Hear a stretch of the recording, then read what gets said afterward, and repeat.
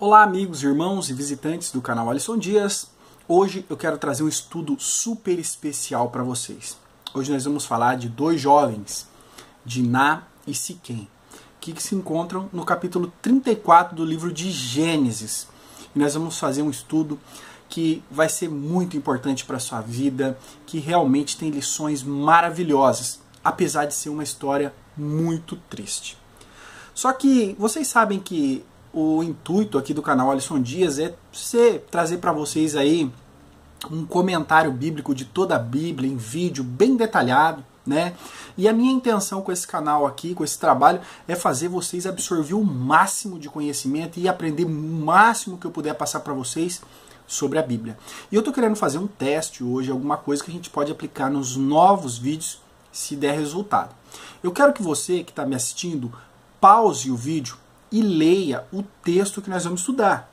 Nós vamos estudar dos versículos 1 até o 18 de 34 de Gênesis.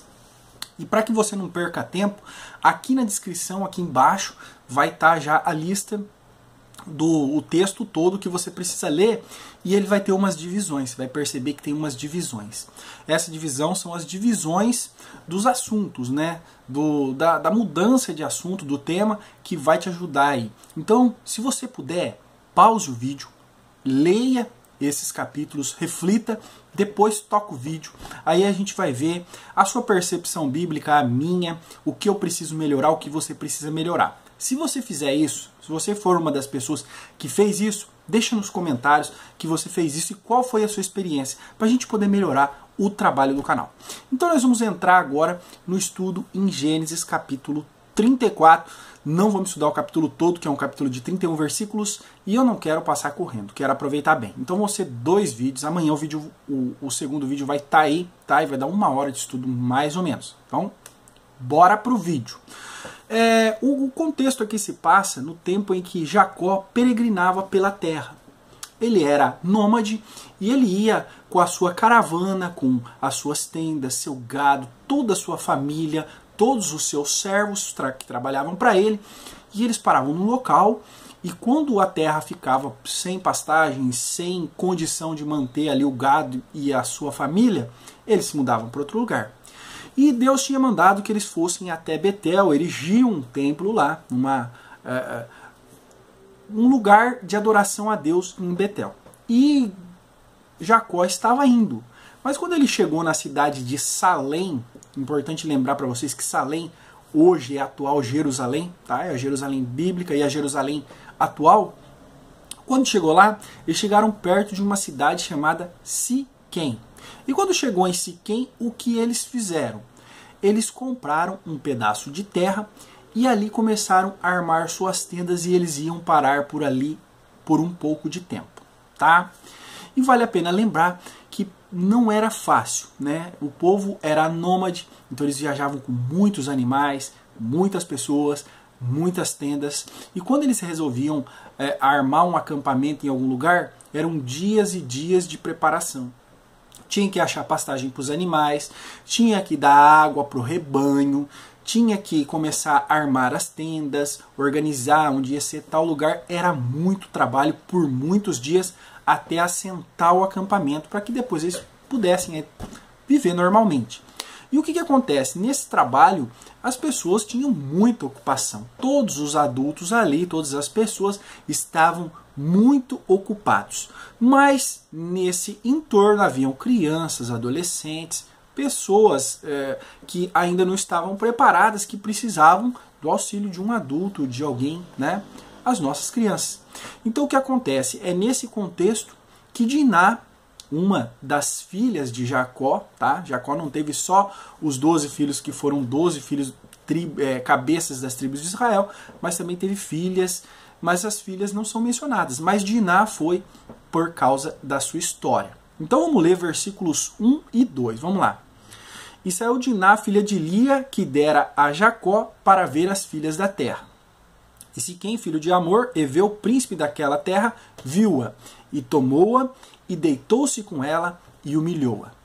Então, naquela muvuca toda, Diná, que era uma adolescente, uma jovem, curiosa como todos os jovens que nós temos, ela quis ir em Siquém para ver as mulheres, para ver o que acontecia naquela cidade, se tinha alguma festa, se ela podia encontrar novas amizades e tudo mais.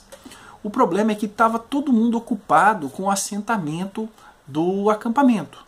Então essa moça, ela foi sem nenhum adulto, sem pelo menos a companhia da sua mãe, ou no mínimo a companhia dos seus irmãos. E ela chega até a cidade de Siquém. E Siquém, que é o próprio filho do dono da cidade, do prefeito da cidade, que seria Hamor, ele viu Diná, achou ela bonita, se admirou com a beleza dela. O que ele fez? Ele abusou dela sexualmente. Ele estuprou essa moça, né? Então aí começa toda a história. Em primeiro lugar, nós vamos aí, o que a gente vai ressaltar muito no estudo de hoje é a responsabilidade. Foi uma tremenda irresponsabilidade deixar essa menina sozinha. É claro que Jacó tinha feito negócio com Hamor, né, vamos dizer, o rei da cidade ali, tinha feito negócio com ele, tinha comprado um pedaço de terra dele. É claro que eram povos amigos, mas não se sabia a cultura deles, né? E a cultura deles era, pelo jeito aí, uma cultura terrível, uma cultura maligna, maldosa, porque eles, né, o filho do rei fez o quê? Abusou de uma jovem que nem sequer conhecia. E a responsabilidade aí, no caso, era da mãe, era do pai, dos adultos ali não permitir. Então nós vemos que muitas vezes nós deixamos nossas responsabilidades por um momento em que realmente é necessário que a gente volte a nossa atenção para outra coisa, para o trabalho, para a nossa vida, para o nosso cotidiano, e a gente deixa as pessoas que precisam de um auxílio sem auxílio, e aí o mal é causado. E o mal ali foi um mal terrível, né? Ainda mais naquela época. Uma jovem que perdeu a sua virgindade por um abuso sexual, né? E agora ela ia ser rejeitada por outros homens, porque não era mais virgem. E não foi culpa dela, né? E a culpa, com toda certeza, foi dos pais, né? Que não deram o devido cuidado. Nem Jacó, nem Lia, sua mãe, nem seus irmãos. Estavam todos ocupados. É uma mensagem importante para a nossa vida. Às vezes a gente quer dar o melhor para os nossos filhos, a gente quer trabalhar muito, às vezes a gente se esforça para conseguir tantas coisas, passa tanto tempo lutando pelos bens materiais, mas a gente esquece de dar a devida atenção que os nossos filhos precisam.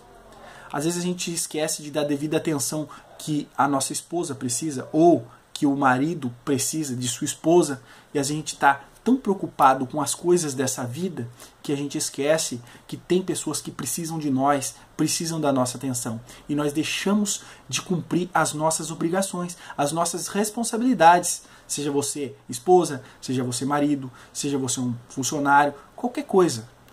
Existem responsabilidades que você não pode falhar. E às vezes quando você falha por um simples momento, às vezes até com uma ótima intenção, você causa um grande estrago, tá? E Diná, uma jovem naturalmente curiosa, foi abusada por esse jovem. E agora vamos ver o que segue aí na história. Versículos 3 até o 5, vamos ler. E apegou-se a sua alma com Diná, filha de Jacó, e amou a moça e falou afetuosamente à moça. Falou também Siquém a Hamor, seu pai, dizendo: toma-me esta mulher, esta moça, por mulher, por esposa. Quando Jacó ouviu que Diná, sua filha, fora violada, estavam seus filhos no campo com o gado, e calou-se Jacó até que viesse. O mal já estava feito, não tinha como desfazer. Era terrível, tá? Um estupro, coisa horrível. Mas o jovem se apaixonou por Diná, ou pelo menos teve algum encantamento por ela, certo? E ele disse para o seu pai: pai, olha, encontrei aquela moça, abusei dela, e agora compra ela para mim. Como se fosse um objeto. É assim que era a cultura dos siquemitas que moravam nessa cidade. Era essa. Abusei, agora o senhor vai lá e compra, como se fosse uma bicicleta, como se fosse um carro, como se fosse um simples objeto. Isso que ele fez. Mas, pelo menos, isso poderia consertar um pouco as coisas. Tá? Não ia consertar completamente, não deixaria de ser um estuprador. Mas se ele se casasse com ela, né, o escândalo seria menor e as coisas podiam ser remediadas. e foram lá falar com Jacó. É importante lembrar, ressaltar aqui, a gente vê as feministas hoje. Elas são totalmente contrárias aos conceitos bíblicos que dizem que o homem, né, foi estipulado pelo Senhor como cabeça da casa e a mulher o segundo lugar, né? Foram dados papéis diferentes. Mas as feministas elas não concordam com isso.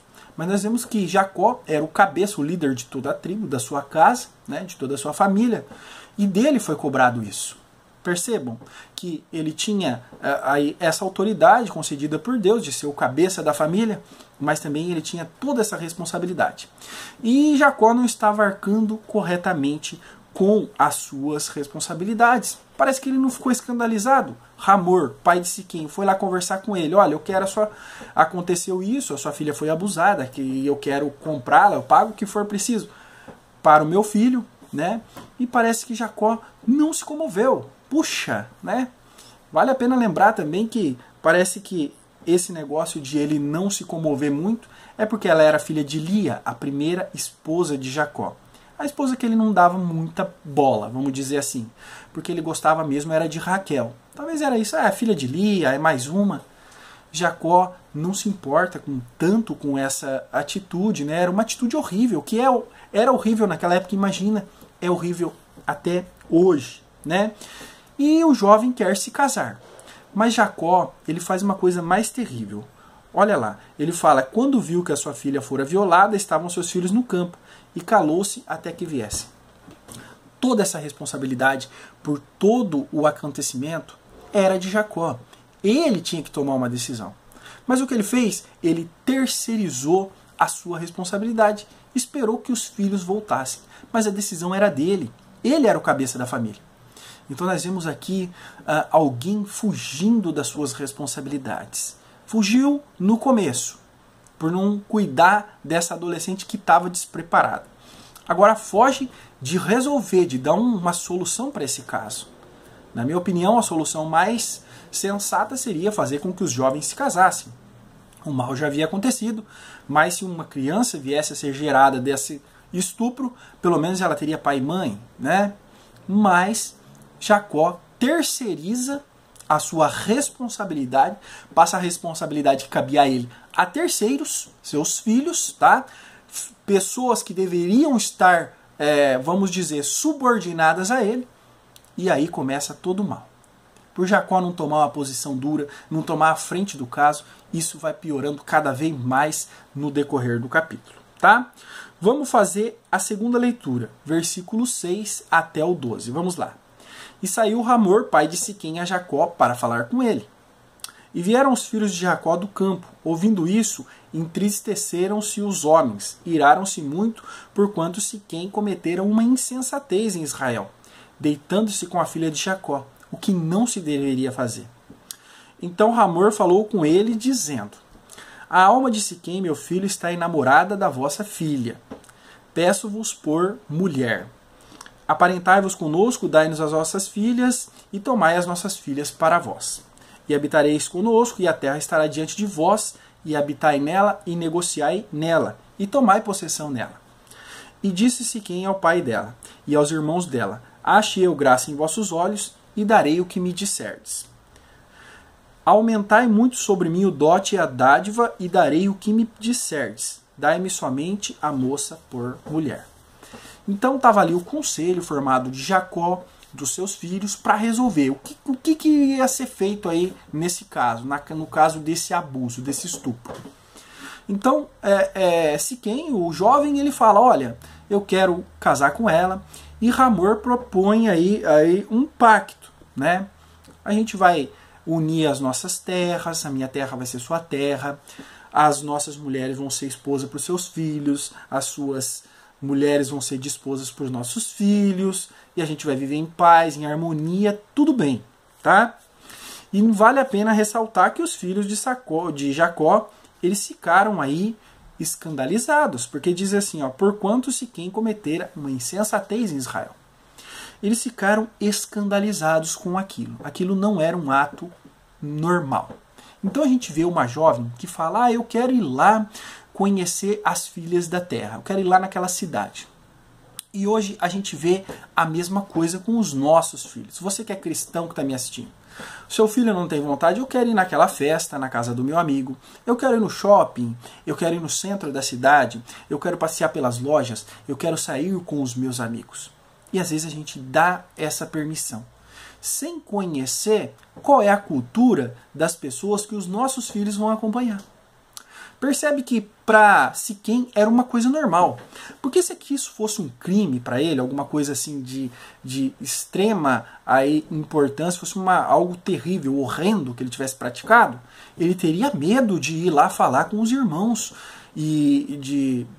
da moça e também o pai da moça. Ele teria medo de ser morto, porque isso era um crime, né? Mas a cultura deles permitia isso. Então, outra lição importante para a nossa vida, para você ver como fugir das nossas responsabilidades causa grande desgraça. Seja qual for. E essa mensagem se aplica em qualquer momento da sua vida. A sua responsabilidade, você não pode fugir dela. Você tem que cuidar daquilo que lhe cabe, da sua responsabilidade. Porque as consequências são terríveis, tá? E do mesmo jeito que essa moça foi num lugar onde uma cultura daquele povo permitia isso, achava isso como normal, às vezes nós também fugimos das nossas responsabilidades com os nossos filhos e permitimos que eles vão ter comunhão com pessoas que têm culturas similares. Hoje a gente vê muito disso. O mundo já não se importa muito com os valores que nós temos, que nós tiramos da palavra de Deus, da Bíblia, tá? Um dos ensinamentos importantes, né, que para eles era normal. E hoje, o que nós que andamos à luz da Bíblia, seguindo aí os ensinamentos bíblicos, andando na lei de Deus, ainda assim nós permitimos que os nossos filhos andem com as pessoas do mundo que acham tudo isso banal. Todo o ensinamento bíblico, todos os conselhos de Deus, banal, e vivem uma vida suja, porca, como a dos siquemitas. Outra coisa que a gente pode também aí ressaltar nessa terceira fase da leitura, que fala: aparentai-vos conosco, dai nossas filhas, tomai vossas filhas, e habitarei conosco, e a terra estará diante de vós. E eles prometem aí uma aliança espúria, uma aliança que não fazia parte dos planos de Deus. Olha, vocês ficam com parte da nossa terra, vocês vão lá, os seus filhos, tomem as mulheres da cidade por filhas, e os nossos rapazes também casarão com as vossas filhas, e vai ficar tudo bem. Parece legal, parece um bom acordo, né? Parece que era uma ótima solução para esse problema. O problema é que essa não era a vontade de Deus. Deus ele sempre quis que Israel fosse um povo separado, um povo distante do mundo, que ele tivesse a sua terra e que as uniões, os casamentos fossem feitos somente entre o povo, um povo santo, separado e limpo. Essa não era uma aliança que vinha da vontade de Deus. E lá estava Jacó, permitindo que seus filhos decidissem por algo que era a responsabilidade dele, e eles estavam decidindo da pior maneira possível. Veja que a tragédia vai aumentando a cada tempo. Jacó não pensou no que seria a vontade de Deus para esse caso. Jacó não tomou partido em linha frente nesse caso. E estava permitindo que tudo fosse por água abaixo. Estava permitindo que seus filhos decidissem um caminho que não era a favor da vontade de Deus. Muito, muito bem, tá? E só para lembrar, né, a história passada, Jacó não aprendeu assim com a família dele. Rebeca, sua mãe, manda ele andar vários e vários quilômetros até a casa de seu tio para se casar com a sua esposa, com a Rebeca, com Lia e com Raquel. Porque para eles sabiam que era importante não se misturar com os povos. E o povo de Siquém era um povo idólatra. Além, né, da sua cultura, vamos dizer assim, lasciva, ainda eles eram idólatras, e os ídolos deles iam entrar na família de Jacó, iam entrar em Israel, iam fazer que o povo santo de Deus começasse a ser um povo misturado, um povo idólatra também, e um povo que ia absorver aos poucos os pecados daquele povo, tá? Então nós vemos que aquilo que cabe a nós, a responsabilidade que nós temos na nossa vida, nós não podemos negar e temos que ser fiéis ao propósito que Deus nos deu. Muitas vezes, as coisas dessa vida, as ocupações, assim como eles estavam ocupados com montar suas tendas, cuidar do gado, o trabalho ali que era necessário, esqueceram de coisas que eram muito mais importantes. Os conselhos de Deus, cuidar das suas crianças, dos seus jovens, e a tragédia só tende a ir aumentando. Vamos fazer a terceira leitura, versículos 13 até o 18. Vamos lá. Então responderam os filhos de Jacó a Siquém e a Hamor, seu pai, enganosamente, e falaram porquanto havia violado a Diná, sua irmã. E disseram-lhe: não podemos fazer isso, dar a nossa irmã a um homem não circuncidado, porque isso seria uma vergonha para nós. Nisso, porém, consentiremos a vós, se fordes como nós, que se circuncide todo homem entre vós. Então dar-vos-emos nossas filhas, e tomaremos as vossas filhas, e habitaremos convosco, e seremos um só povo. Mas se não nos ouvirdes, e não vos circuncidardes, tomaremos a nossa filha, e ir-nos-emos. E as suas palavras foram boas aos olhos de Hamor, e aos olhos de Siquém, filho de Hamor. Então resolveram fazer um acordo. Olha, já que você quer tomar a nossa irmã, tá? Perceba que Jacó está de fora da história. Quem está decidindo são os filhos dele. Já é um crime gravíssimo, tá? Ele terceirizou a responsabilidade que cabia a ele. E eles falaram: vocês vão ser circuncidados. Eu não quero explicar aqui nesse vídeo o que é a circuncisão. Se você realmente não sabe o que se trata a circuncisão, então você pergunta para mim nos comentários, e no comentário eu vou responder para vocês. Mas a circuncisão era um sinal entre Deus e o povo judeu.